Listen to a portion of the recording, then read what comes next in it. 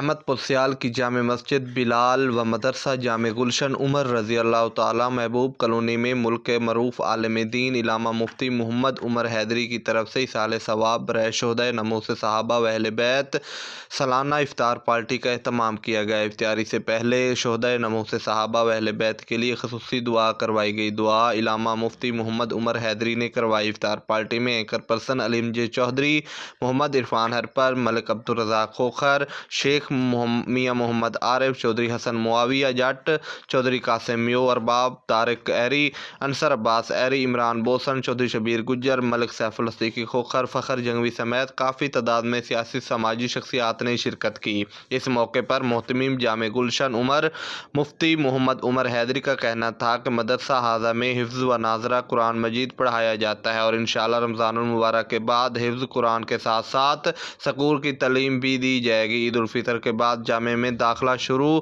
ہوں گے۔ قرب و جوار کے جو حضرات اپنے بچوں کو حفظ قرآن کے ساتھ ساتھ سکول کی تعلیم دینے کے خواہشمند ہوں وہ ہم سے رابطہ کریں۔